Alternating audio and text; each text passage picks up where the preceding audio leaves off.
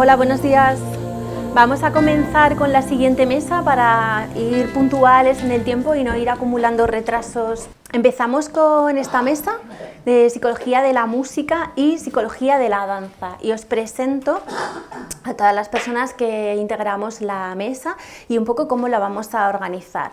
Primero, yo soy Fátima Sánchez, voy a hablar de la conceptualización de la psicología de la danza y tenemos como ponente invitada a Ángela Rodríguez, que hablará de, bueno, desde su realidad. Ella es bailarina, la presentaremos en detalle después. Y después tenemos la sección de psicología de la música, donde también Teresa nos hará una conceptualización desde pues, en qué consiste la disciplina.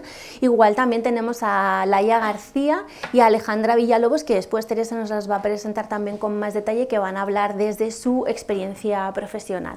Y esperamos que después podamos tener al final un tiempo de intercambio y de debate, donde sobre todo me parece interesante que podáis hacerle preguntas a estas personas que vienen invitadas y bueno, pues sobre algunas cuestiones que os puedan interesar y que entren más dentro de vuestro interés.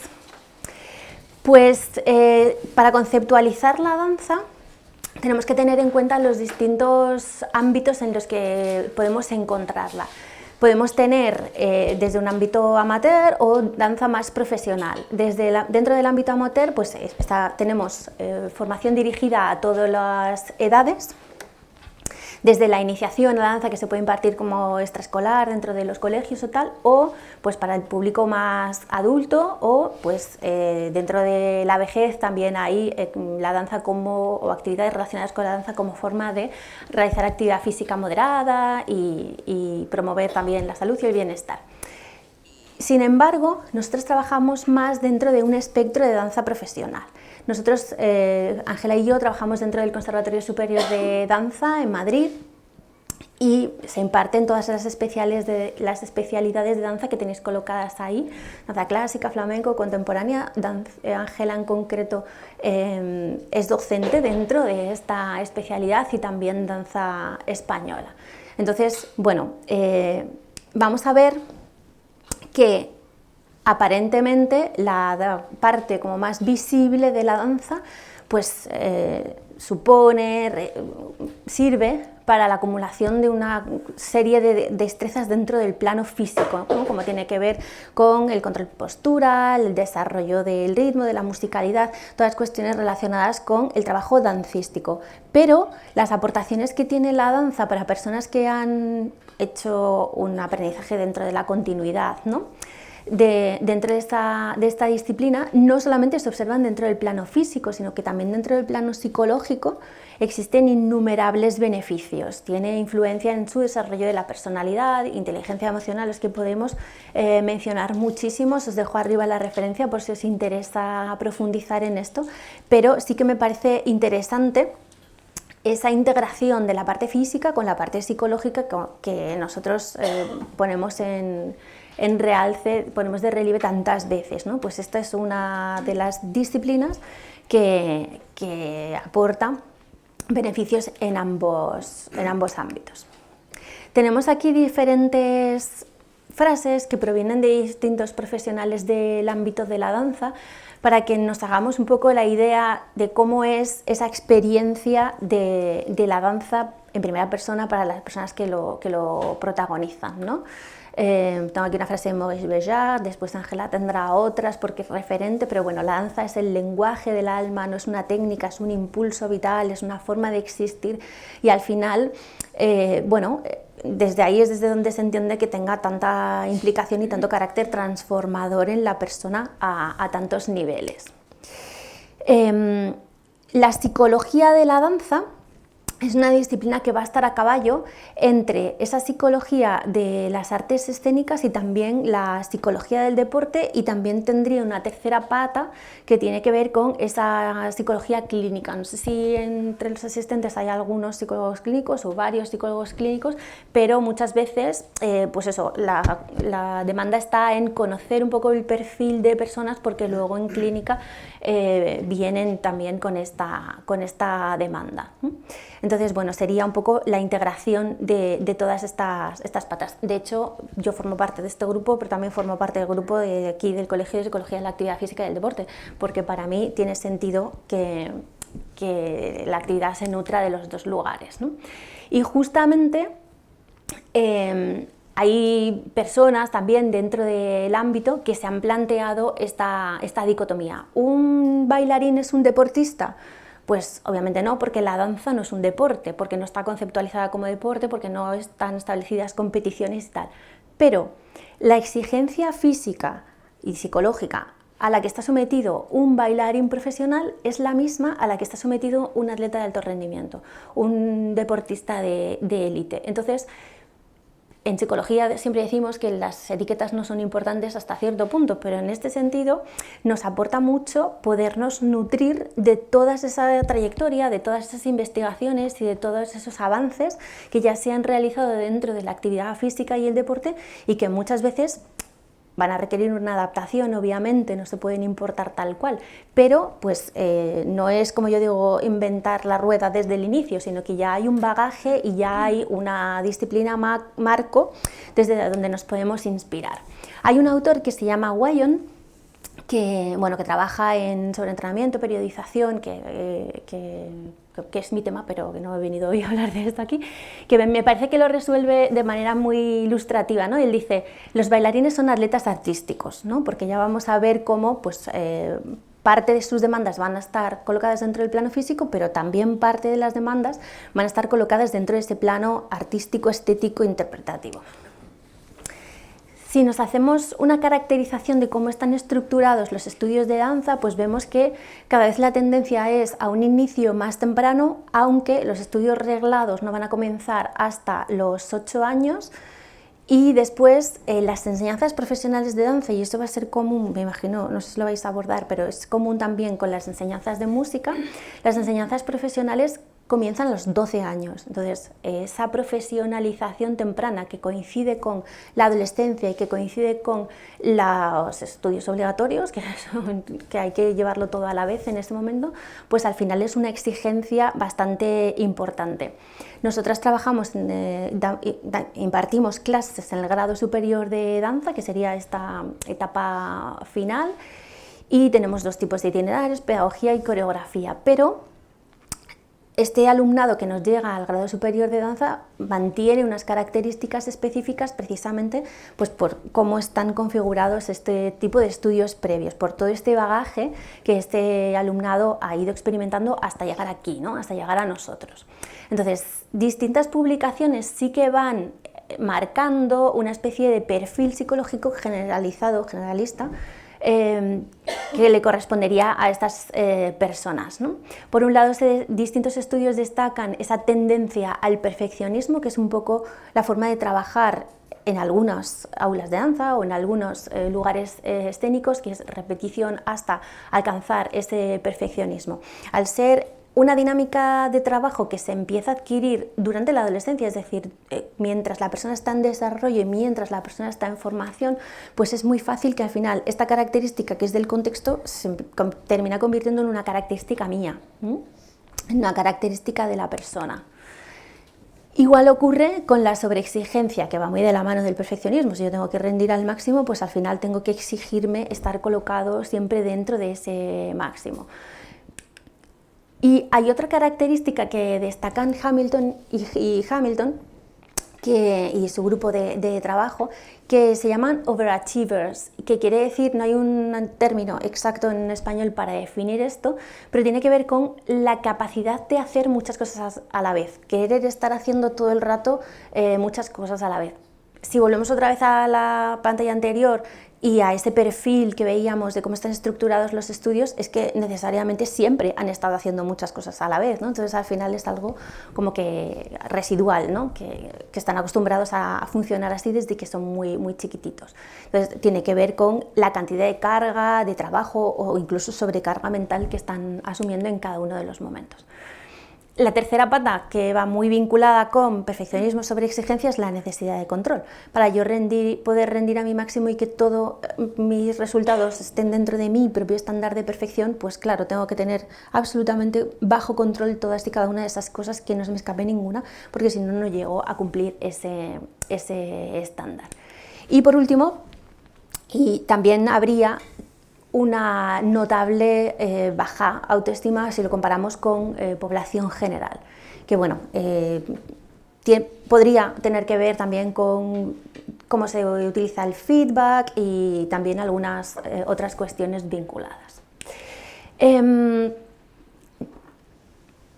Salidas profesionales o ámbitos de aplicación dentro del ámbito de la danza. Para mí tenemos como tres patas fundamentales, que una sería la docencia, la interpretación y la creación. Obviamente estos perfiles que veíamos antes, psicológicos, son como características, tendencias, obviamente, ¿no?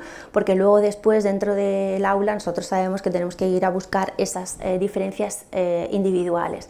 Pero pues estos tres perfiles al final cristalizan en estos ámbitos de aplicación. Entonces, lo que os he colocado aquí sería como un poco las demandas psicológicas para cada uno de todos estos perfiles, un poco las necesidades que pueden tener dentro del ámbito psicológico, en concreto desde la docencia.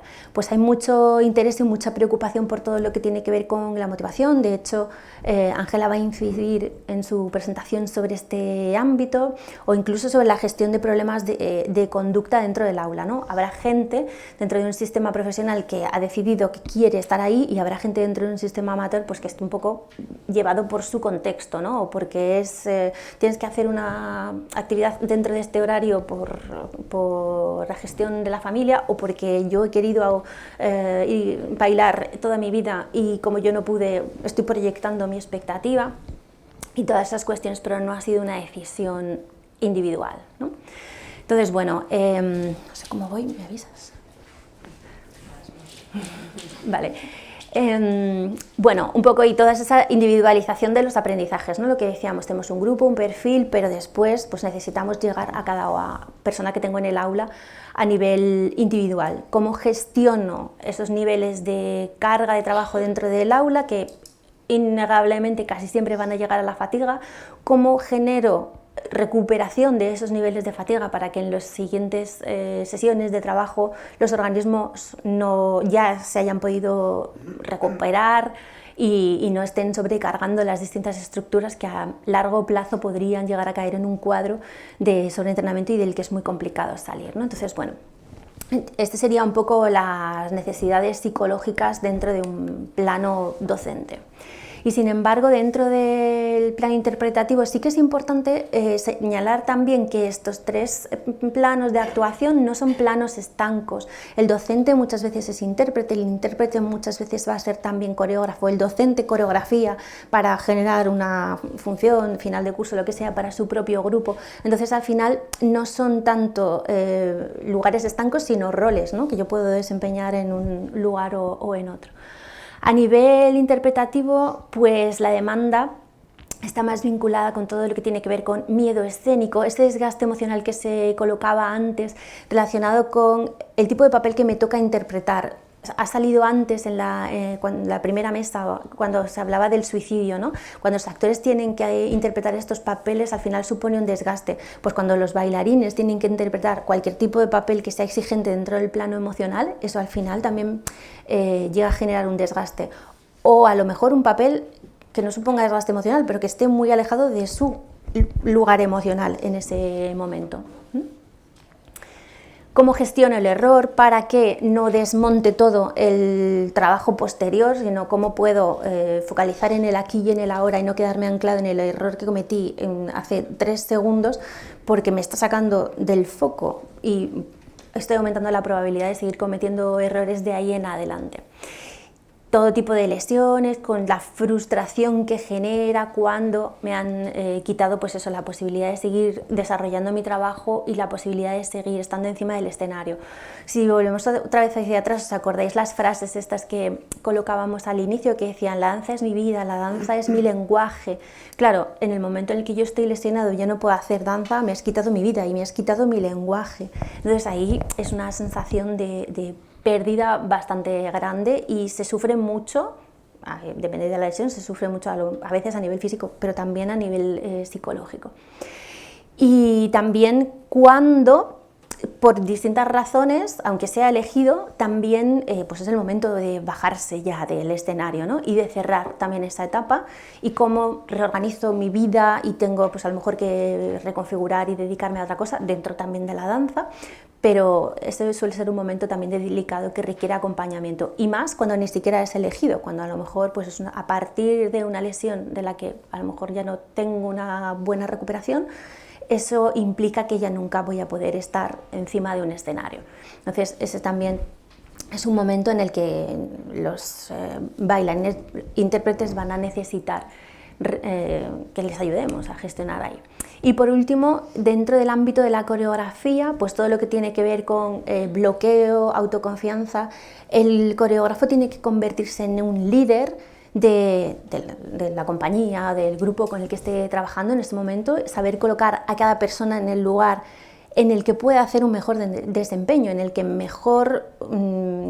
más a gusto se pueda sentir, justamente para alcanzar ese máximo rendimiento, ¿no? Igual que decíamos antes, no sobrecargar al grupo para no aumentar las probabilidades de lesiones, las probabilidades de sobreentrenamiento, y estar un poco siempre pendiente de cuáles pueden llegar a ser sus necesidades, así como un paseíto muy rápido, porque no quiero comerme el tiempo de todas mis compañeras.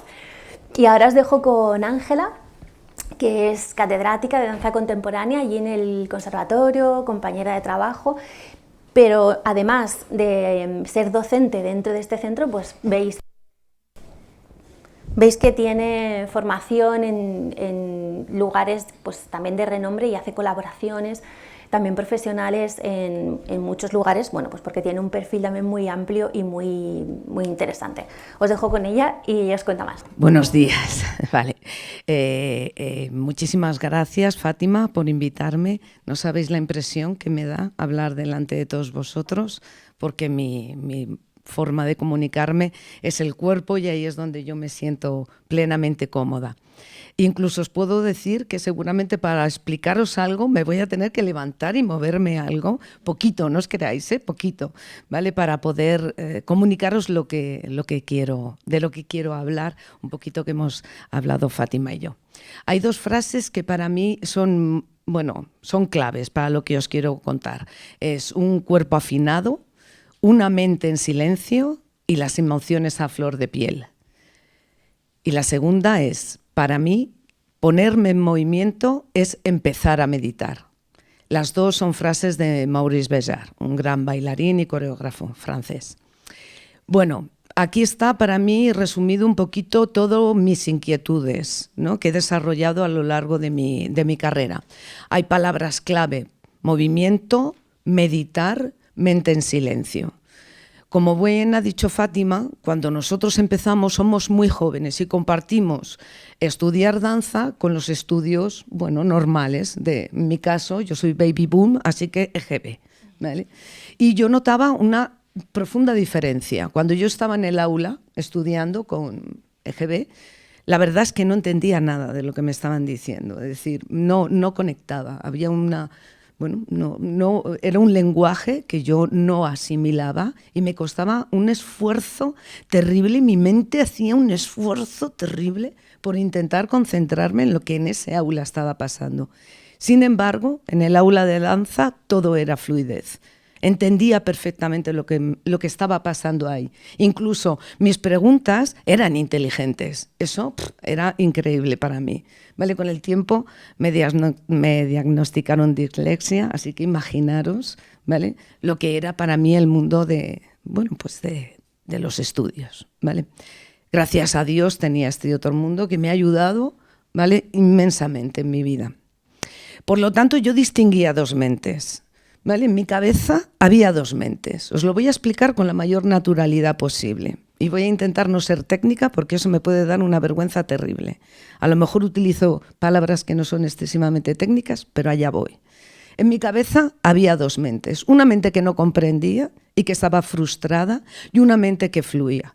Por lo tanto, fui en el primer momento muy consciente de esa dualidad. ¿Vale? Vale.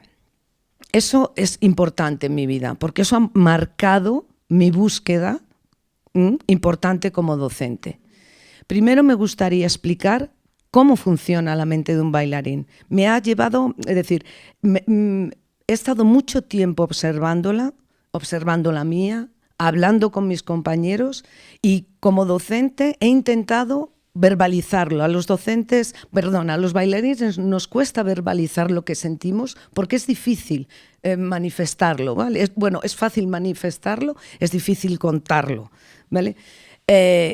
¿Cómo opera la mente de un bailarín? Yo los primeros días de clase le pregunto a mis alumnos, ¿vosotros qué creéis? ¿Que para bailar hay que estar concentrados? Y todos, sí. Y yo digo, no, mentira. Hay que estar hiperconcentrado, porque nos estamos jugando mucho. Primero, nos jugamos una lesión, eso es importante. Cuando una arte escénica posa en el cuerpo, hay muchísima exposición de uno mismo en su propio cuerpo, ¿vale? Entonces, hay un nivel de exposición alto cuando bailas, ¿vale? Por lo tanto, te juegas muchos parámetros para que todo salga bien.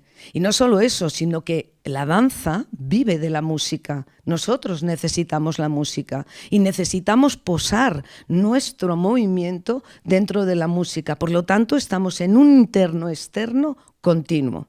Y ahora es cuando me voy a levantar un poquito y yo os voy a explicar. ¿Vale? Yo, por ejemplo, voy a hacer un movimiento, no aquí, que me da suficiente vergüenza, ¿vale? Yo voy a hacer simplemente un micromovimiento, ¿vale? Voy a hacer nada más que este gesto, lo que no quiero es, ¿vale? Simplemente voy a hacer nada más, ¿vale? Pues vosotros pensar que cada atención de mi mente está posada en cada micromovimiento de eso que he hecho, es decir, aquí, ¿me entendéis? ¿Vale? Porque no solo tengo que ejecutarlo con la técnica, estoy hablando de un brazo, pero imaginaros una pirueta, 2 piruetas, 3 piruetas, ¿vale? No solo tengo que estar centrada en el movimiento, sino con qué intensidad tengo que hacerlo, ¿vale? Con qué propiocepción le tengo que echar, es decir, cómo manejo mi cuerpo, qué energía propioceptiva tengo que echarle, ¿para qué? Para algo muy importante, porque la danza no es ni más ni menos que lo que nosotros sentimos, le tenemos que subir el volumen con tanta intensidad que llega al público, ¿vale? Y no solo eso, sino que además tiene que ocurrir en un momento preciso, porque tiene que ocurrir en un momento musical preciso. Tiene que ocurrir en un espacio escénico que nosotros sabemos que tenemos una luz. Tiene que ocurrir con un compañero, con 3 compañeros, con 5 compañeros. ¿Me entendéis? Hay muchísimas cosas que hay que contemplar. Por lo tanto, la mente de un bailarín está en un estado de aquí y ahora absoluto y trasladado en el cuerpo. Vale. Por lo tanto, ¿qué es una mente en silencio? Porque si tenemos ese trajín mental, ¿cómo podemos tener una mente en silencio? ¿No? Eso es lo que a mí más me ha costado, ¿no? O bueno, no costado, pero sí reflexión. He llegado a reflexionar. Vale, una mente en silencio. ¿Qué es lo que ocurre? Es decir, luego lo meto con la docencia, ¿no? ¿Qué es lo que ocurre en la docencia? En la docencia, tú llegas a clase el primer día, 5, 6, 7, 8, vamos que no vamos, movimiento, venga, dale, pum, pa, ¿vale? Y hay poco trabajo, bajo mi punto de vista, poco trabajo de llevar al alumno a una, digamos que una posición mental que favorezca, que ayude y que le ayude cuando va a estar en escena, saber colocarse en ese punto, porque cada vez que repita un ballet, una interpretación, cada vez que repita eso, va a tener que volver a colocarse en ese punto. No existe, es decir, lo que has hecho bailando un día, no existe para el día siguiente. Borrado. Vuelves a empezar con tu cuerpo, vuelves a habitar tu cuerpo, vuelves a habitar tu mente, vuelves a habitar, perdón, todo lo que está pasando. ¿Vale? Entonces, yo me di cuenta como que había poca importancia, o por lo menos yo quería enseñar al alumnado en mis clases, yo quería enseñarles y ayudarles a hacerlo, no dejarlo a la buena de Dios, ¿vale? Sino ayudarles. ¿Cómo puedo hacerlo? Y aquí viene meditar. Vale, aquí viene meditar. Mente en silencio, meditación. Aunque parezca increíble, ¿vale? Yo, bueno, pues tuve un alumno que luego fue amigo y que era profesor de yoga. Y entonces él tomaba clases durante mucho tiempo conmigo y un día me dijo: Ángela, ¿por qué no hacemos una especie de sinergia? ¿Vale? Porque yo estoy interesado en que el yoga tenga un componente artístico, cómo enlazar artísticamente los diferentes movimientos del yoga. Y a mí me interesaba, que era eso de meditar, que empecé a conocer y que desde entonces practico, ¿vale? Que era eso de meditar, ¿vale? Porque yo intuía que había algo que se podía trabajar, había una conexión, ¿vale? Y entonces, pues bueno, pues empezamos a trabajar muchísimos años, dimos diferentes cursos, pam, ¿vale? Y yo poco a poco lo fui introduciendo, digamos que en mi metodología de mi clase, ¿vale? Y entonces elaboré un principio de clase, perdonar, que creo que es bastante característico de mi trabajo.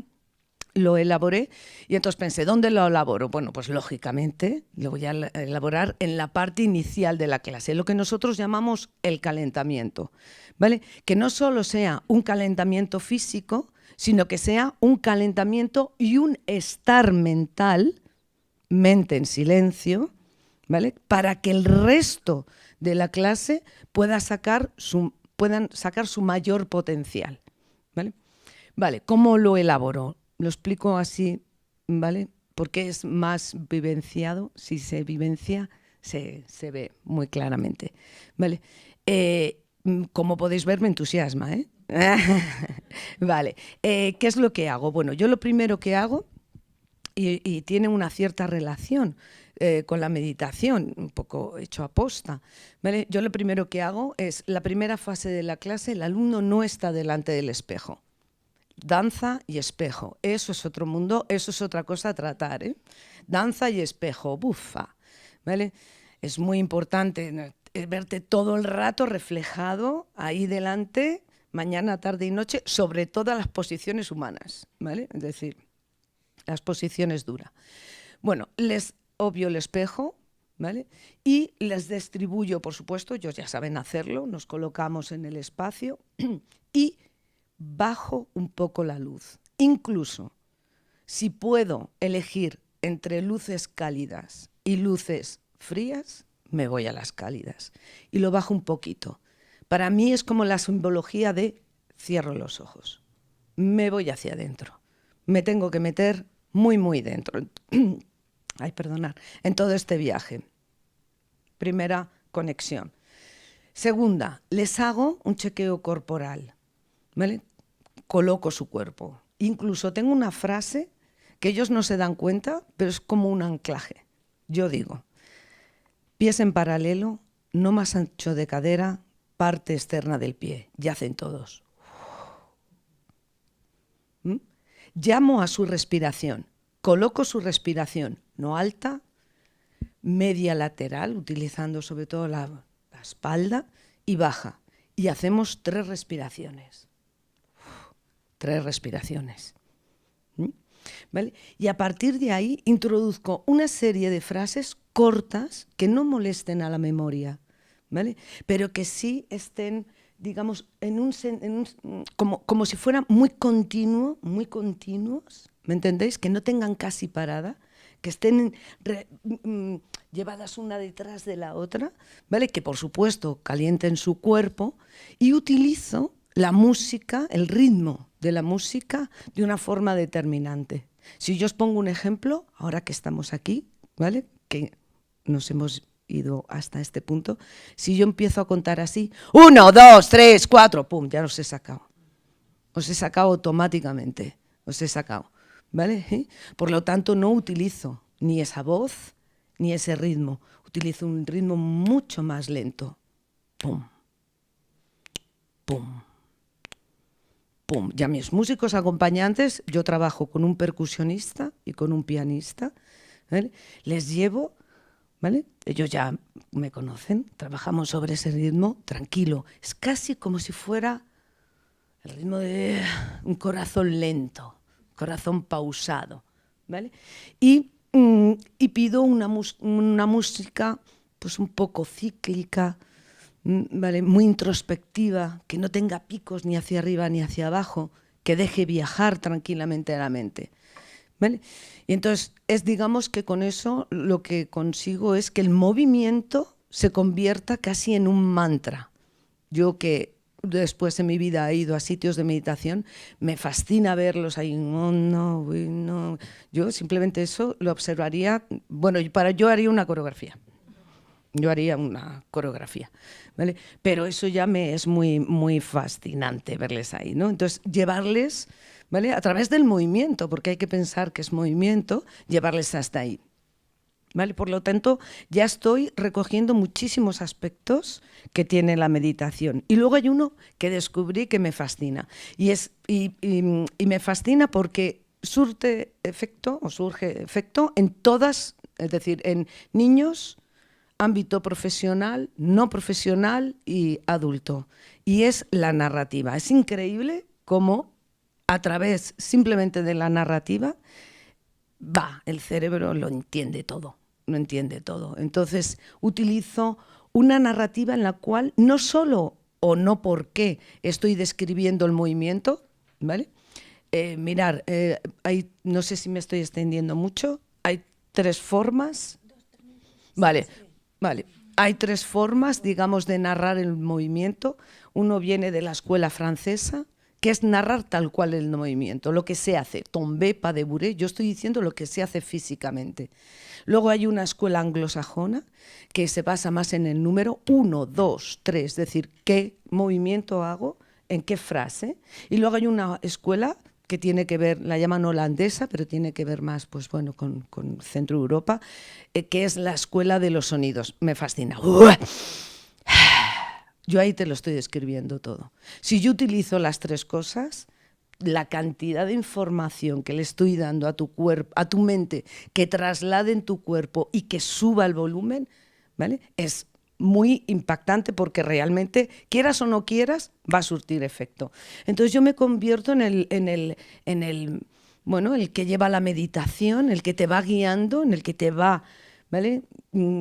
Digamos que llevando sobre el camino de tu cuerpo, de tu mente, de tu y cuando terminas toda esa fase, ¿vale? Y ellos, incluso si tengo que hacer una corrección, lo hago en una posición cuclillas para que siga habiendo un estado de recogimiento, ¿vale? Cuando termino esa fase y ya entro en la siguiente, que es la clase, digamos la parte más técnica, ellos están tranquilos, están abiertos. Pueden preguntar, pero ya no es, oye, sino es, ese tipo de pregunta tranquila, la clase fluye, simplemente se deja ir. Y es muy apasionante verles, ¿no? Y bueno, pues eso. Me ha fascinado siempre, me ha importado siempre. Por supuesto, el cuerpo de bailarín me importa, pero creo que la mente del bailarín me fascina, ¿vale? Y nada más, os dejo aquí. Muchísimas gracias.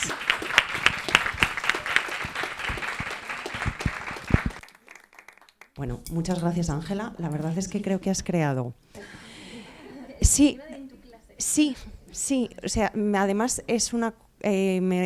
como mi sensación al escucharte, estabas trabajando a través del sonido y el gesto y para mí se estaba traduciendo todo como en movimientos. Sí, no sé, ha sido una experiencia muy interesante escucharte, muchas gracias. Bueno, yo os voy a hablar de la psicología de la música un poquito para contextualizar y que ellas nos hablen y nos traigan su experiencia, que creo que es lo más valioso de esta reunión. Entonces, bueno... Aquí estamos. Sí que quería partir también un poco de que mi acercamiento a la psicología de la música viene también de una experiencia personal que me ha marcado bastante.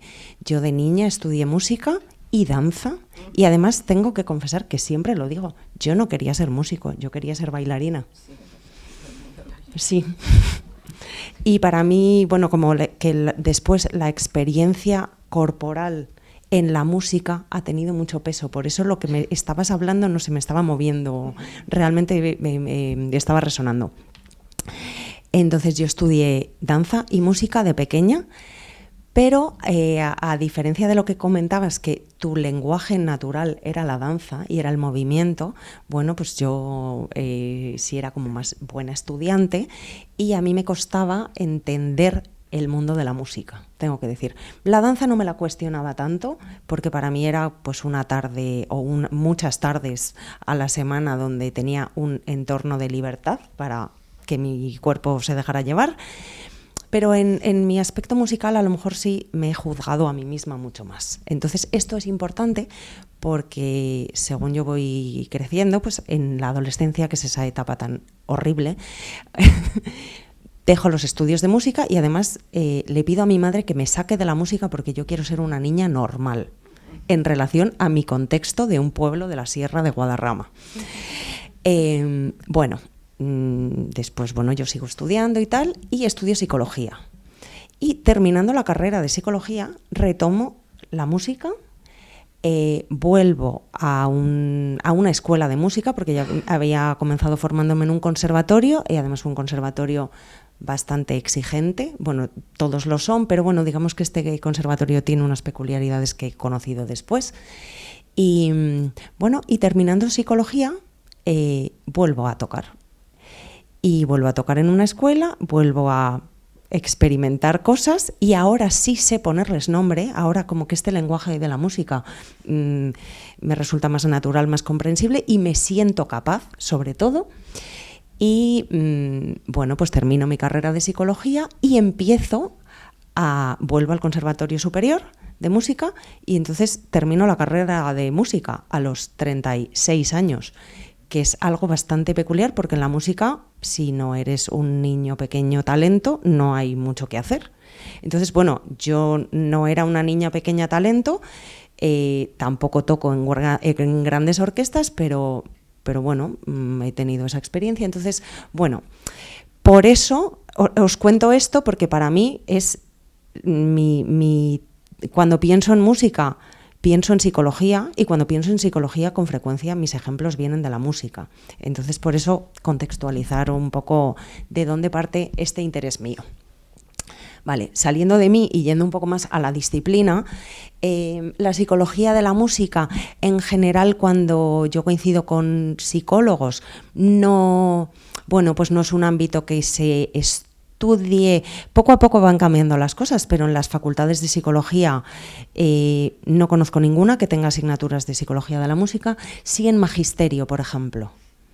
Y sí que se ha desarrollado como esta disciplina más en el ámbito educativo y casi siempre desde la música, más que desde la psicología. Después vamos a ver algún ejemplo y alguna cuestión. Entonces, la psicología de la música surge más bien a finales del siglo XIX y digamos que el tratado que funda los estudios en psicología y música, son sobre todo estudios sobre la percepción de los elementos musicales, ¿vale? Os cito por ahí algunos autores, pero también es muy relevante esto porque en la filosofía se ha hablado de música pues desde Platón y de Aristóteles.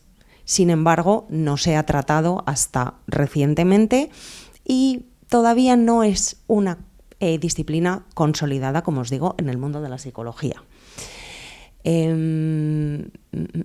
Digamos que el padre oficial de la psicología de la música es Carl Fischer, que en el año 1919 empieza a hacer experimentos, sobre todo en psicoacústica, ¿vale? Mediciones sobre capacidad auditiva, sobre discriminación de sonidos y tal. Entonces, es como una perspectiva muy poco artística en este sentido. La disciplina se va desarrollando y aquí os cito como el manual de referencia de la psicología de la música, que es de estos autores, Hallam Cross y los Stouts, que además, aquí cito a uno, pero los Stouts son un matrimonio americanos, ahora no sé si son americanos o canadienses, que bueno, que son como que copan bastante toda la investigación en psicología de la música y tal. Sobre todo en las neurociencias. Entonces, bueno, los temas fundamentales que a día de hoy bueno, pues están como consensuados, como que es lo que tratamos, ¿vale? Hay mucha investigación en relación a cómo surge la música en el ser humano y qué funciones ha desempeñado en nuestro desarrollo evolutivo filogenético, digamos. Muchísima investigación en relación a percepción musical, preferencias, por ejemplo, la escuela de la Gestalt, también que con sus famosísimos estudios de percepción, también tiene muchas investigaciones sobre percepción auditiva.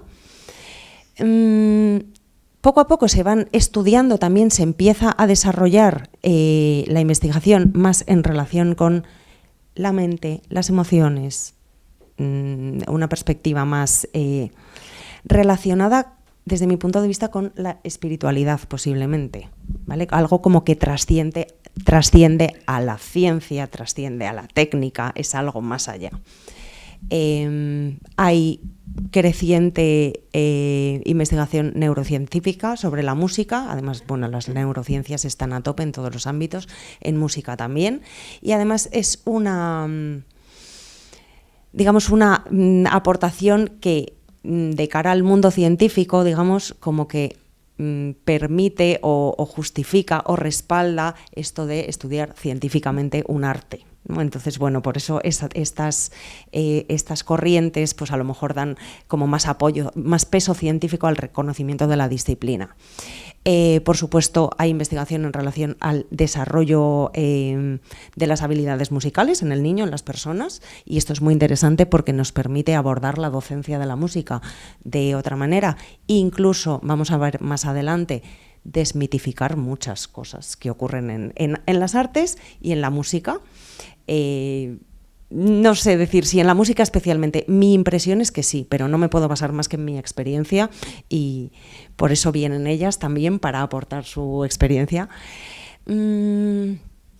Vale, en este sentido, bueno, pues el desarrollo de las habilidades musicales y como os pongo ahí, el aprendizaje de la música y la adquisición de habilidades, porque hay un consenso amplísimo entre músicos que cuesta muchísimo romper, que es que músico se nace exclusivamente.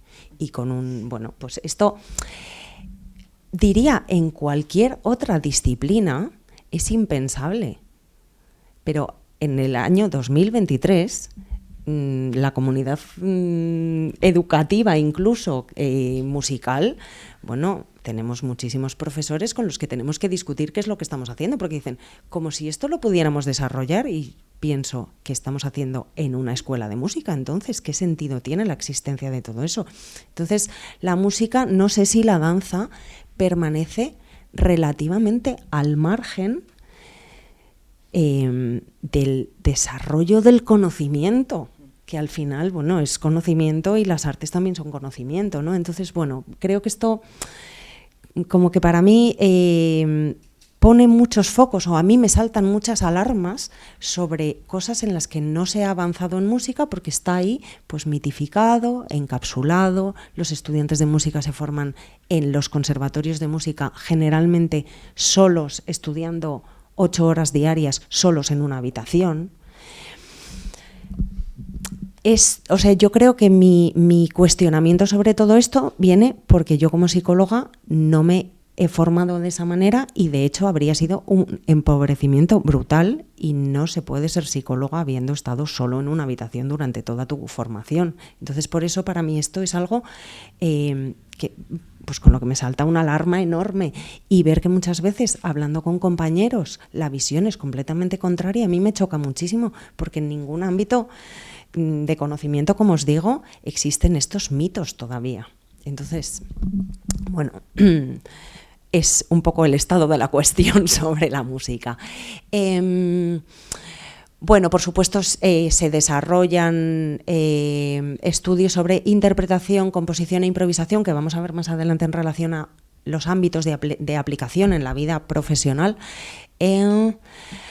Y bueno, dos cuestiones que a mí me parecen especialmente relevantes, que en danza ocurre, pero en música creo que de manera más generalizada, que la música no es un ámbito exclusivo de profesionalización. La música, está en nuestra vida cotidiana constantemente, está en el supermercado, está en el tono del móvil, y además también está en los grandísimos auditorios de prestigio internacional. Entonces hay como un continuo muy interesante entre la música desde la experiencia espontánea de estar en el mundo, hasta la música como una disciplina de altísimo rendimiento, exigencia con muchísimo desarrollo técnico, con existencia de referentes históricos que consideramos como genios absolutos e irrepetibles, como Mozart, etcétera, etcétera. ¿Vale? Entonces, bueno, creo que este es un elemento también interesante, como la música desde la vida cotidiana hasta el premio Nobel. No hay Nobel de la música, pero vamos, hasta grandísimos premios prestigiosos. Y luego otro asterisco que pongo ahí en los desarrollos que se ha hecho, que se están haciendo en musicoterapia. Seguro que en esta sala hay alguien que ha estudiado musicoterapia o que tiene que está familiarizado con el concepto, porque es el ámbito que, sobre todo desde la música, se ha desarrollado para tratar prácticamente todas estas temáticas en el terreno, iba a decir clínico, práctico, ¿no? O sea, las personas que se han cuestionado cómo se aprende la música, si la música se aprende o no se aprende, si la música es una herramienta que nos permite desarrollarnos psicológicamente, socialmente, incluso biológicamente, pues a nivel corporal, con nuestro esquema corporal, nuestra integración psicofísica, biológica, todo.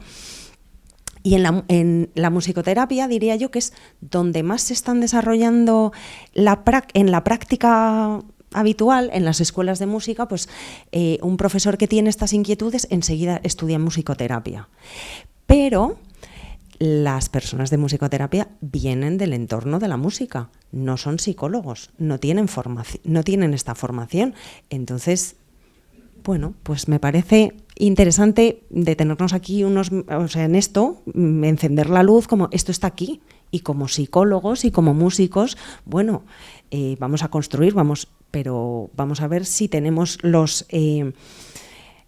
estructuras, los andamios adecuados, o estamos a partir de nuestras experiencias no estudiadas, no contrastadas, no fundamentadas, reproduciendo determinados moldes que en psicología se han superado o que en otras disciplinas también. ¿Qué está pasando ahí? Entonces, ¿cómo vamos? Y de repente tengo muchísimas ganas de hablar. Yo también, que siempre digo, no voy a hablar, pero luego hablo mucho y quería que hablaran ellas. Bueno, desde el planteamiento de esta presentación me planteaba la siguiente hipótesis, o nos hemos planteado la siguiente hipótesis. La música aporta a la psicología aporta a la música, hay relación, están encapsuladas, ¿no? O sea, es un poco lo que queremos responder al final de esta mañana, y sobre la danza también. Entonces, no voy a responder a la pregunta porque no quiero condicionar y además, bueno. Vale, entonces esto lo voy a pasar un poquito más rápido porque digamos que son mis respuestas a esta pregunta y creo que no son interesantes mis respuestas. Vale, sí quería hablar un poquito del sector de la música, aunque ellas van a hablar, ¿vale? Porque es posible que, así como en la danza nos habéis hablado de un perfil profesional, un perfil amateur, y un perfil más docente, un perfil más artístico, creo que en música esta distinción es incluso más radical. Y siempre nos preguntamos ¿dónde se bifurca el camino? Un niño, cuando empieza a hacer música, no sabe si va a ser músico. Probablemente, si sabe que va a ser músico, es porque sus padres son músicos o le han dicho que va a ser músico. Pero es muy extraño que un niño de 8, 10, incluso 14, incluso 16, incluso 20, tenga clarísimo que se quiere dedicar a la música en la vida, además sabiendo las posibilidades profesionales que va a tener. Entonces, esta separación, ¿no? o cómo se aborda la educación del músico profesional y el no profesional que estamos haciendo ahí, o cómo distinguimos, o bueno, qué elementos se dan, qué necesidades, todo esto. Entonces eso, la música la desarrollamos a nivel amateur, la desarrollamos en niveles profesionales, pero no sabemos un poco, no es una cuestión guiada, porque el músico se va haciendo músico a la vez que se va haciendo persona. El biólogo se va haciendo biólogo cuando ya tiene ciertos rudimentos, porque tiene 20 años o 18 años y ha entrado en la facultad, pero es que el músico tiene 8 años. Y muchas veces, con los 8 años, en ese momento ya te van a decir, ¿vales o no vales? Y sobre todo, a lo mejor no te lo dicen, pero te van a transmitir, bueno, sí, tú vienes a clase con tus 15 compañeros, pero tú eres el que no vale, entonces no te vamos a hacer mucho caso.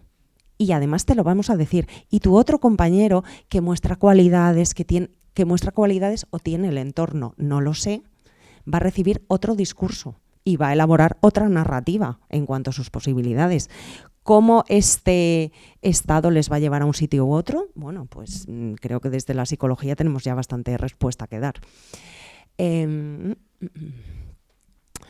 Vale, entonces, bueno, pues estas peculiaridades del sector y también, como os decía, las enseñanzas de música y de danza son enseñanzas no regladas, que no se enseñan en la universidad, que son optativas hasta determinada edad, ¿vale? Entonces creo que son peculiaridades. Bueno, he puesto este título de mito o facto, es un poco extraño, ¿vale? Lo pensaba un poco como, ¿es un mito? O sea, esto es... Quería cuestionarme o desmontar o montar o justificar, bueno, pues ciertas cosas, ciertas frases, esto, pues el músico nace exclusivamente o se hace, o a lo mejor nace, pero si no lo vas haciendo no aflora todo eso. Muchos estos temas de expectativas, competitividad con tus compañeros, que no son compañeros, que son tus competidores, claramente, aunque la orquesta es un grupo, un equipo, donde si hay esa competitividad no va a funcionar. Enorme perfeccionismo, temas sobre la experiencia estética de lo que se está haciendo, etcétera, etcétera. Para que hablen más ellas. Entonces, digamos que los perfiles profesionales o los 3 ámbitos profesionales de desarrollo de la carrera de un músico son el perfil artístico o el perfil docente, ¿vale? Dentro del perfil artístico podemos tener intérpretes, músicos intérpretes de un instrumento, pero también hay directores y compositores, directores, directoras, compositores, compositoras. Incluso ahí, en esas 3 posibilidades, hay hay una separación y hay otra discusión, porque el compositor es el genio que escribe la obra. El director es el genio que es capaz de dinamizar, liderar, y el intérprete es otro genio, ¿o es un artesano que está al servicio de los otros genios? Entonces, incluso dentro de la música, bueno, pues hay clasismo entre roles, incluso entre instrumentos, diría. No es lo mismo tocar la trompeta que tocar el violín. Vamos, Laia sabe mucho sobre esto y nos lo contará. Entonces, bueno, no tenemos compositores, no tenemos ninguna directora ni ninguna compositora, pero tenemos a Alejandra Villalobos Cortés, que es flautista y, bueno, la hemos invitado por su experiencia artística como intérprete en el cuarteto de flautas Neuma. Es un cuarteto donde las cuatro integrantes tocan la flauta o diferentes instrumentos de la familia de la flauta travesera.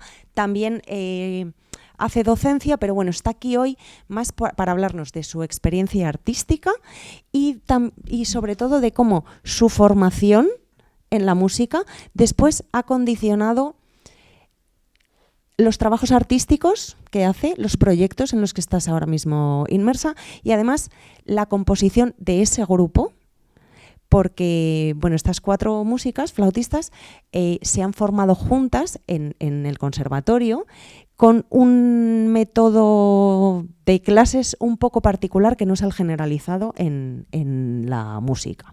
Primero va a hablar Laia García Ballester, que es saxofonista y Laia estudió pedagogía del saxofón.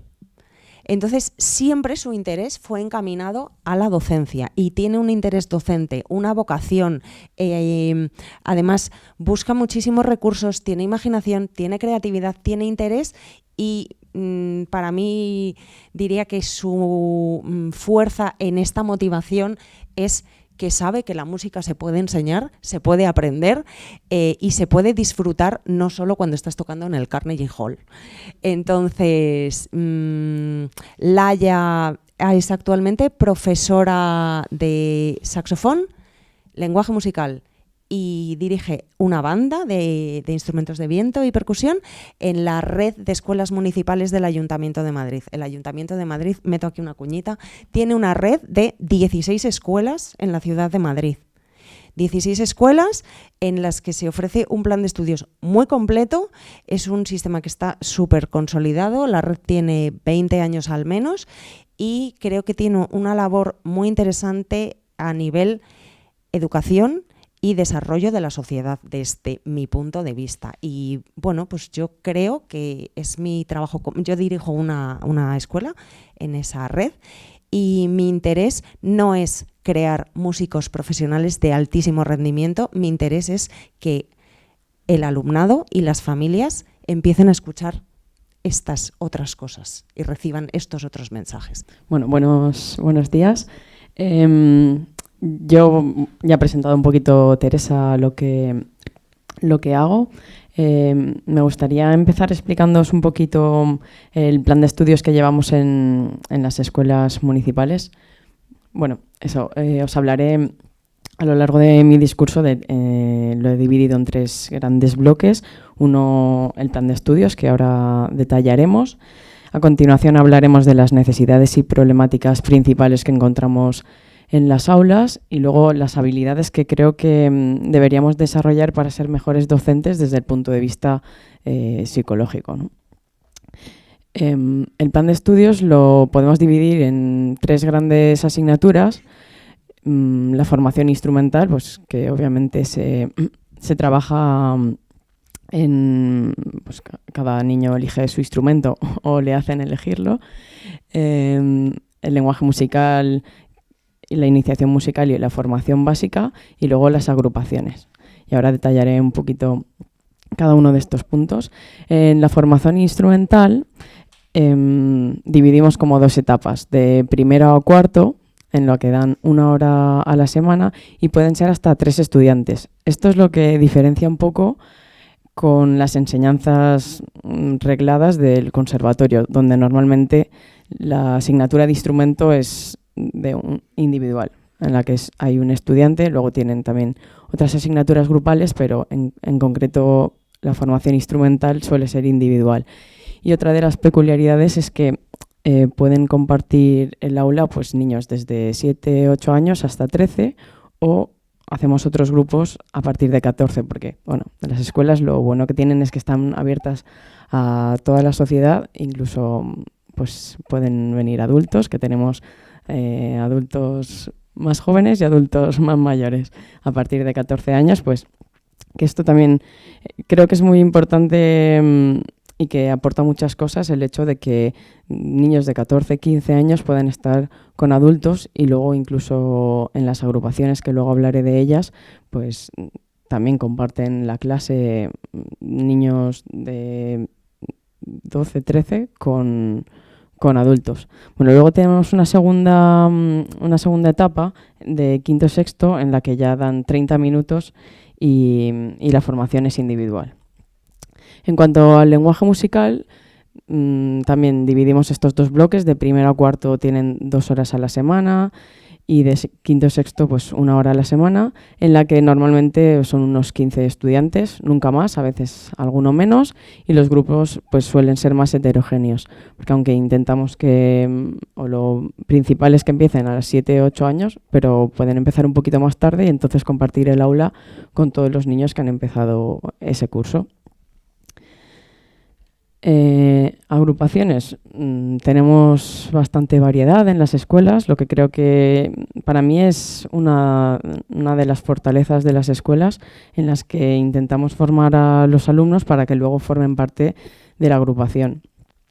Bueno, todo el mundo sabemos que aprender en sociedad es mucho más interesante que de forma individual.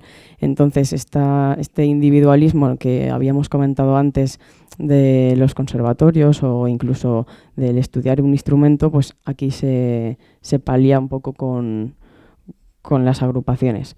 Tenemos coro, orquesta, banda, música moderna, ensembles un poquito más pequeños. Y esto ya se empieza a hacer a partir de quinto o sexto, cuando ya tiene una formación instrumental un poquito más desarrollada.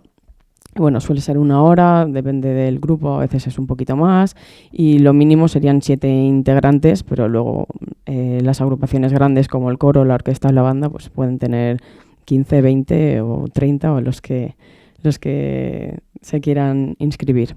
Y esto sí que suele ser a partir de los 12 años, que son un poquito más mayores. Bueno, pues en estos escenarios se dan una serie de necesidades y problemáticas que creo que es lo más interesante de abordar aquí. Lo he dividido en 3 contextos, porque creo que la relación profesor-alumno pues es evidente, pero luego también es muy interesante pensar en la relación entre los alumnos y entre los profesores. El profesor, pues bueno, tiene que personalizar sus enseñanzas, gestionar grupos heterogéneos en los que los intereses de los alumnos, los ritmos de aprendizaje son totalmente diferentes y en los que las necesidades pedagógicas pues son muy variadas. Entonces, en estas especialidades instrumentales en las que tenemos 2 o 3 alumnos, pues bueno, hay que saber gestionar estas cosas, ¿no? Y creo que es difícil desde el punto de vista del profesor darle lo que necesita a cada alumno, más siendo una enseñanza grupal. Muy importante la planificación y bueno, y luego que me gustaría decir que los recursos de las familias pues también condicionan el aprendizaje, desde comprar un instrumento hasta la disponibilidad que tienen en traerles a la escuela o en estar pendientes de que practiquen semanalmente lo que deberían. Y bueno, pues al estar en la misma clase, 2 o 3 personas, pues bueno, hay que saber gestionar esto para que no surjan conflictos entre ellos. Y por supuesto la motivación, que yo creo que es el elemento principal que va a hacer que aprendan, que va a hacer que vengan contentos a la escuela y que progresen en el instrumento.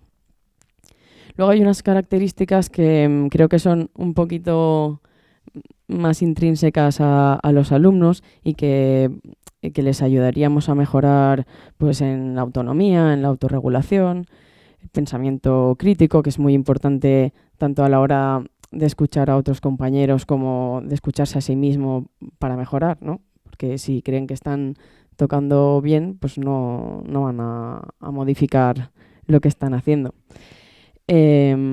Autogestión y planificación, que hablamos de niños a partir de 7 o 8 años. Ellos tienen que saber cuándo estudiar, cómo estudiar y en muchos casos, incluso las familias, a veces tenemos suerte y saben música, pero en otros casos, como era el mío, por ejemplo, los padres no tienen ni idea. Entonces, bueno, pues tenemos que inculcarles a alumnos tan pequeños estas ideas tan complejas, ¿no? Que incluso los adultos a veces nos cuesta hacerlo, así que luego el sentido de la responsabilidad, la autoestima y atención, sobre todo pues en el momento, atención tanto en la clase como en sí mismos, también para la hora de tocar y estudiar.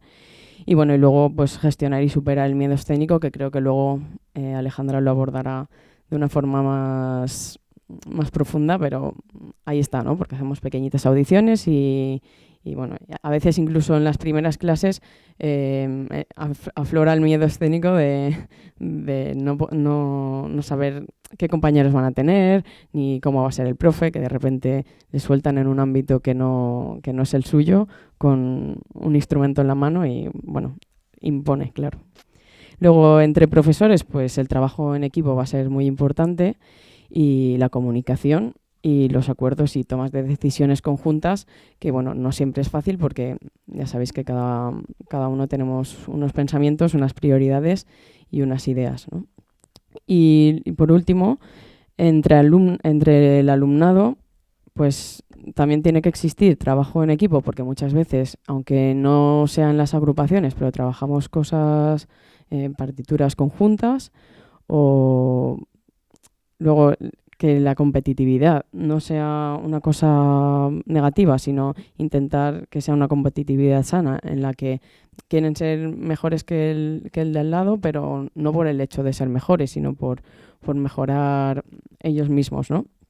Y luego, pues, sociabilización, que creo que es una de las herramientas más potentes que tiene la música. Por último, me gustaría comentar una serie de habilidades psicosociales que considero que podrían mejorar el proceso de enseñanza-aprendizaje y la convivencia entre el alumnado, los profesores y las familias, que también tienen un papel muy importante en todo esto. Y bueno, creo que son herramientas que a mí por lo menos me gustaría desarrollar para poder llegar más lejos, ¿no? La resolución de conflictos, que bueno, como en toda actividad social, aparece de muy variadas formas. Luego, que a veces hay alumnado con necesidades especiales o dificultades de aprendizaje en el que no se nos informa al profesorado y además nuestra formación tampoco nos da herramientas para solucionarlo. Y bueno, esto es una de las cosas que yo creo que la psicología más puede aportar a nuestro trabajo. Luego, asertividad y comunicación, que como sabéis, desde presentar un concierto hasta poder saber qué decirle y cómo decírselo a los alumnos, pues es muy importante. Empatía, la frustración, gestión del estrés.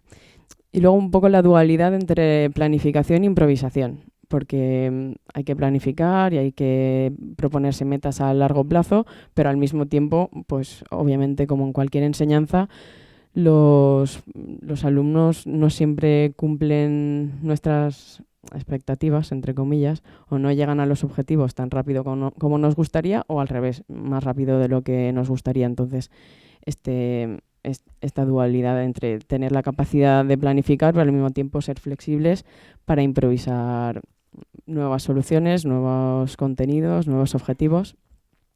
Y por último, la gestión de emociones, tanto de los alumnos como del propio profesor, porque bueno, a veces como que sentimos un poco que la responsabilidad del resultado de los alumnos es 100% nuestra, y no siempre es así, porque si no hay un trabajo, no hay un seguimiento por parte de la familia o no se le dan una serie de recursos, pues nosotros ahí ya no podemos hacer nada. Pero bueno, dentro de nuestras posibilidades, pues gestionar todas estas cosas lo mejor posible. Nada, yo ya he terminado. Ha ido un poco rápido porque sé que no teníamos tiempo, pero...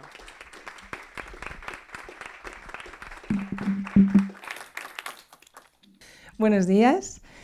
Bueno, a mí me toca hablar después de todas estas intervenciones súper interesantes, que intentaré ordenar mi discurso porque escuchando tanto a Ángela como a Laia me he visto reflejada en muchas de sus comentarios y bueno, creo que está muy relacionado todo, la danza, la música, cómo recibimos la educación de ambas artes y... Bueno, voy a intentar explicarlo desde mi experiencia y de una manera que se entienda. Lo primero que quiero decir es que la formación de un músico clásico, que es mi caso, para mí siempre ha sido comparable a la de un deportista de élite. El trabajo de un músico clásico durante sus estudios para mí es absolutamente comparable en cuanto a la exigencia, el perfeccionismo, las horas, la dedicación, la renuncia a muchas cosas por tu pasión, ¿no? Que es el deporte o la música en mi caso. Entonces, para mí, por supuesto que la psicología tiene mucho que aportar a la música y a la educación, como bien acaba de introducir Laia. Y ahora voy a contar un poco mi experiencia de la educación que yo he recibido, sobre todo ya en un nivel superior, ¿vale? Bueno, como he dicho, ultra exigente, ultra perfeccionista. Antes Teresa ha nombrado lo de 8 horas encerrado en una habitación solo estudiando. Efectivamente, eso es así, ocurre. Y bueno, nadie nos prepara para ello, ¿no? Además, hay una particularidad en la enseñanza de la música, es esta relación profesor-alumno tan intensa que normalmente sí que de pequeños hay esta formación como más en grupo y la tenemos también en un grado superior, pero el grueso de esas enseñanzas es 1 hora y media a la semana con tu profesor que te dice lo que estás haciendo bien y lo que estás haciendo mal y sales del aula y venga, te encierras 8 horas al día a estudiar para que la siguiente semana pues la clase vaya mejor o vaya peor. Entonces, os podéis imaginar la influencia que el profesor tiene en cada uno de nosotros cuando estamos estudiando. Es realmente una cosa maestro-discípulo que creo que es un poco nociva en la mayoría de los casos. Yo personalmente tuve una situación un poco diferente y para mí mucho mejor, mucho más agradable, porque tuve la suerte de que mi profesora de instrumento, cuando yo estudiaba el grado superior, no quería que estuviéramos solas en el aula con ella, sino que siempre quería que estuviéramos todos. Entonces, todos sus alumnos, cuando ella venía, pues íbamos y nos escuchábamos unos a otros. Entonces, yo siento esto como una cosa súper positiva, porque había, bueno, claro, yo podía compartir con mis alumnos, ver que lo que a mí me pasaba les había pasado a ellos antes, lo veía en los de cursos superiores, lo veía en los que venían después, cosas que cuando tú estás solo encerrado con un profesor y luego te vas a estudiar y a la semana siguiente todavía no te sale y el profesor te sigue diciendo que no, que tienes que seguir el machaque, puede ser muy duro y cuando lo ves que no eres el único, que es algo normal, que ocurre, pues es mucho más sencillo. Yo tuve esa suerte, pero aún así fue una educación muy dura y bueno, toda esa renuncia de la que he hablado estaba. La otra particularidad que creo que hay en las enseñanzas superiores de música clásica es que sobre todo se nos prepara para un objetivo, que es entrar a trabajar en una orquesta. Y bueno, yo no sé si saben de orquestas, cuántos saben, pero orquestas en el mundo son las que son y instrumentistas dentro de esa orquesta pues son los que son. Y dentro de cada instrumento además, pues puede ser que haya más o menos, ¿no? Si a lo mejor hay 40 violines y hay 3 flautas. Entonces, la competitividad para ir a conseguir una plaza de orquesta es absolutamente devoradora, es enorme. Y en el conservatorio superior, lamentablemente todavía, hoy en día, sobre todo solo te forman para eso. Entonces, a lo largo de tus estudios y después de tu carrera como intérprete, sueles recibir muchos no que obviamente te pueden llevar a frustraciones enormes porque a ti te han enseñado para eso. Para explicar un poco cómo es una prueba de orquesta, porque creo que es relevante que conozcáis la situación, pues aparece plaza de flauta, hablo en mi caso, en la orquesta X. Entonces no es un enviar currículum, una entrevista de trabajo, tú tienes que ir a mostrar que tú sabes tocar la flauta, evidentemente, y eso tiene que ser así. Pero entonces tú llegas allí a una prueba compitiendo con a lo mejor 60 flautistas más, todos de ellos están preparadísimos para hacer ese trabajo en esa orquesta, pero solo pueden coger a uno. Entonces, lo habitual en estas pruebas es los 60 flautistas en una sala quizás como esta, como mucho, de grande, se presentan allí a la hora de la convocatoria, a las 10 de la mañana, y todos allí calentando. Os podéis imaginar la locura que es estar en una aula con 60 flautistas con los que vas a competir después, calentando, pues yo haciendo las escalas más rápido, yo tocando esto. Es demencial, son unas circunstancias que después no son las mejores para salir a tocar y mostrar lo que sabes hacer. Después, lo que se toca es todos lo mismo, que suele ser un concierto clásico de Mozart que hay que tocar como la tradición dice y a la perfección y sin ningún error. Y si pasas esa prueba, pues luego hay que tocar 3 solos orquestales de los grandes compositores, que lo mismo, ¿vale? O sea, esa perfección técnica que se nos exige. Entonces, bueno, es un camino duro para el que nos han preparado técnicamente, pero no emocionalmente, ni mucho menos. Es algo durísimo. Entonces, eso, creo que un músico está expuesto a recibir muchos no constante que le pueden provocar una frustración enorme. ¿Qué pasa cuando sales del conservatorio, ¿no? Hay personas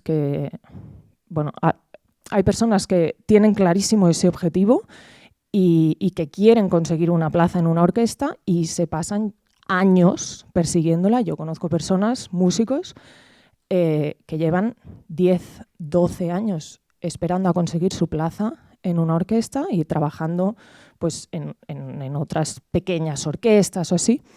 Pero claro, imaginaos, pues sales del conservatorio con 22, 23 años y de repente tienes 35 y llevas 12, 13 años persiguiendo esa plaza. Es un proceso que creo que hay que trabajar mucho mentalmente para que no te destroce, porque realmente es muy heavy. O puedes buscar otras vías. Yo, por ejemplo, he dejado de hacer pruebas de orquesta, yo tengo otras vías, como ha dicho Teresa, yo toco en un cuarteto, ahora os explicaré un poco.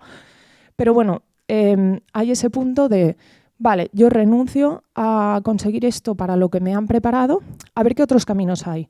Y resulta que luego descubres que hay muchos caminos, pero que no te los han explicado cuando estudiabas.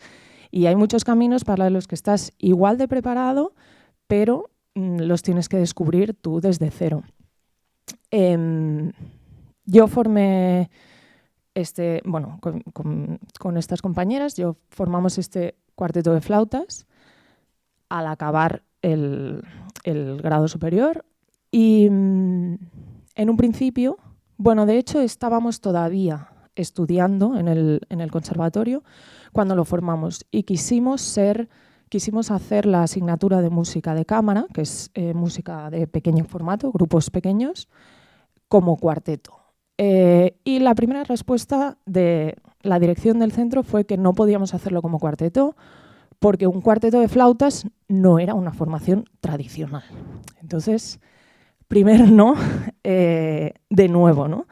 Bueno, aún así, nosotras quisimos hacerlo, buscamos profesores fuera para que nos ayudaran, para formarnos. Nos pilló en un momento que éramos muy cabezonas, lo conseguimos y luego sí que empezamos a recibir algunos sís, porque fuimos a concursos, resulta que sorprendía a la gente, al tribunal, resulta que ganamos un premio y esto nos motivó y fuimos a otro y nos reconocieron el trabajo y era como muy raro porque decían, pero ¿cómo puede ser? Si sois un cuarteto de flautas, no sois un cuarteto de cuerda tocando las grandes obras. Entonces, resulta que sorprendimos, resulta que recibimos reconocimiento y resulta que lo que hacíamos era un camino, y estábamos haciendo música también. llevamos 10 años tocando juntas, seguimos haciendo conciertos y el público pues los recibe con mucho, vamos, que es algo que gusta y sigue funcionando. Nadie nos preparó para eso, pero ahí seguimos. Entonces, respecto a esto, quiero contar una experiencia también muy personal, que es que yo no solo toco en este cuarteto. Bueno, al final los músicos hacemos muchas cosas, tocamos, damos clase, tocamos en 1000 sitios. Perdón. Pero lo que quiero contar, esta experiencia personal, es mi sensación cuando toco con este cuarteto comparada con mi sensación cuando toco en una orquesta, que toco también en orquestas de vez en cuando, es totalmente diferente. Yo cuando toco con este cuarteto, que hemos trabajado desde otro sitio, sin recibir todas esas expectativas de la técnica, la perfección, de la orquesta, de la afinación absoluta. Cuando toco con este cuarteto, todas tocamos desde unas ganas de compartir con el público y de transmitir y de hacer música y de provocar algo en el público, que al final es lo que queremos conseguir los artistas.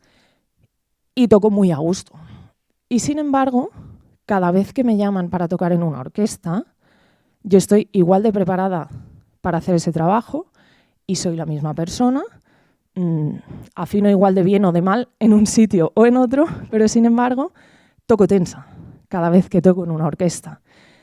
Bueno, yo no sé si es una cosa mía o no, pero creo que algo influye esa preparación de esa exigencia y ese constante perfeccionismo en el que me han educado y que no es el mismo que he tenido después con el otro grupo. Bueno, creo que es importante tenerlo en cuenta. Bueno, simplemente eso, es anécdota que en mi caso ocurre. Entonces, bueno, en general creo que, bueno, he hablado mucho de la educación que hemos recibido, pero bueno, luego ahí ya está, eres un músico profesional, te dedicas a esto y te pones delante del público. Entonces, creo que estamos expuestos constantemente, como cualquier persona que se sube a un escenario, expuestos a un juicio, a unas opiniones, a un esto me gusta, esto no me gusta, y esto no es ni positivo ni negativo, es así como cualquier cosa. Si vamos al cine y vamos a ver una película, nos gusta o no nos gusta. Pero con todo ese bagaje que tenemos de esa educación tan perfeccionista y tan bestia, pues puede ser una cosa muy negativa, porque sabes que estás expuesto y al final te remueve muchas sensaciones que te pueden provocar nerviosismo, bajo rendimiento. Es que realmente afecta mucho todas las emociones vividas previamente, y al final la mayoría del público para el que tocamos bueno, viene a recibir un concierto, viene a sentir algo, viene a disfrutar y no suele estar ni pensando en todo lo que tú tienes que trabajar para tocar, ni suele estar capacitado para detectarlo, ¿no? Porque hablamos de cosas muy pequeñas. Antes, Ángela, hablabas del movimiento y me ha gustado mucho, porque realmente estás pensando como bailarina cada momento, todo, y nosotros recibimos una cosa, o sea, ni un 10%. Y bueno, es lo mismo, ¿no? Al final el público no está pensando en todo eso, pero tenemos ese machaque, que creo que con la psicología se debería trabajar mucho. También yo soy partidaria, ayer se lo decía a Teresa, que creo que la psicología debería estar en todos los lugares. Igual que yo me hago cada año una limpieza anual de la boca o voy a la revisión ginecológica, creo que la salud mental es algo que está muy olvidado y que debería trabajarse, bueno, que cualquier profesional debería trabajar. Pero bueno, en esto no me extiendo más. Simplemente, bueno, plantear estas cuestiones obviamente, hay una presión muy fuerte en los músicos que viene de esta educación que seguramente se pueda mejorar, pero incluso mejorándola, que cada vez está mejor, cada vez hay menos profesores a la antigua usanza de ese machaque, pero sigue estando muy presente. Incluso si todo esto desapareciera y no fuera tan dura la educación, la exposición del músico es constante. Entonces, realmente creo que la psicología aquí tiene mucho que hacer. Y por último, una última reflexión es que los músicos y los artistas en general hacemos lo que hacemos porque nos encanta. Entonces, eso creo que se convierte en un arma de doble filo, porque al final nuestra profesión se convierte en nuestra vida y todo nos lo llevamos a casa y todo lo sentimos de una manera muy intensa y hay que aprender a gestionarlo, porque, bueno, realmente es nuestra profesión, es nuestra vida. Y bueno, por aquí más o menos era lo que tenía que decir.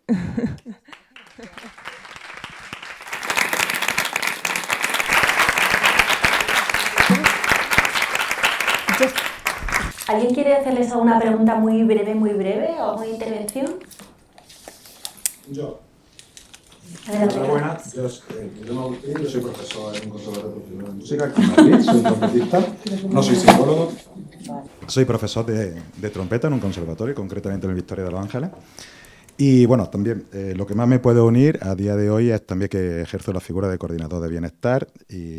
Pero bueno, lo que sí me llama muchísimo la atención, más me vengo ahora mismo para esta parte, ¿no?, que es lo que más nos une, de que el CPM, que es donde nos hemos criado, que es Conservatorio Profesional de Música, no se convierta realmente en un centro de crecimiento personal y musical. Pero en ese orden, personal y musical. Porque es que realmente se nos olvida, por lo menos es la reflexión que yo creo que llegamos todos, de que el artista, danza, cine, todo, primero es persona. Entonces se nos olvida que primero es persona. Y por desgracia, en los conservatorios de música no tenemos ni medios, salvo los propios intereses y sobre todo la palabra inquietud que el docente va mostrando, de acercarse cada vez más al alumno de una forma. Y yo creo que hay dos cuestiones fundamentales que nunca nos hacemos en la carrera, nunca. Y es, ¿para qué toco y para quién toco? Nunca. ¿Para quién bailo y por qué? O sea, ¿y para qué bailo? Nunca nos lo planteamos, porque es pérdida de tiempo. Y también como otra reflexión de que música y carrera son cosas totalmente diferentes. No tiene nada que ver una cosa con la otra. Entonces, como dice un gran maestro mío, no sé si conocéis el trabajo de Mauricio Weintraub, si tenemos oportunidad luego privadamente los comento. Quien hace música se puede encontrar con una carrera. Quien hace carrera no hace música. Pero bueno, una reflexión solamente, ¿no? Nada, a vosotros. Muchas gracias a todos los presentes. Es una pena que tengamos que cortar ya, porque yo creo que podríamos seguir aquí generando sinergias entre música y danza y entre psicología también. Gracias a Teresa, sobre todo, por ser la que ha generado esta idea de esta mesa. Gracias a Ana por hacerlo realidad dentro de las jornadas y darnos este espacio para poder traer la música y la danza al COP, que me parece muy importante. Gracias, por supuesto, a nuestras invitadas que han sacrificado su mañana de sábado para compartir este tiempo aquí. Y bueno, yo creo que ha quedado suficiente patente, primero, pues todas esas necesidades, ¿no? O sea, se ha hablado de tantas horas solo dentro de una habitación durante la adolescencia, que sabemos que es la época de la socialización, tantas horas delante de un espejo durante también la adolescencia, en millones de posturas, que sabemos que es el momento en el que estoy buscando mi identidad y viendo a ver cómo me reconcilio con mi cuerpo. Y eso por poner como dos ejemplos de estas dos disciplinas que ya han salido, pero además han salido muchísimas otras temáticas, ¿no? Entonces, se necesita que estas disciplinas artísticas vayan de la mano de la psicología y está muy bien que lo podáis hacer desde la clínica, pero yo también estoy totalmente de acuerdo con Alejandra que a lo mejor ese acompañamiento quizás debería estar inserto dentro de las instituciones de formación, escuelas, conservatorios o cualquier otro paraguas de donde se pueda recibir esa formación. Entonces nada, para mí ha sido un placer, espero que hayáis podido disfrutar y nos vamos a la comida y continuamos a la tarde. Gracias.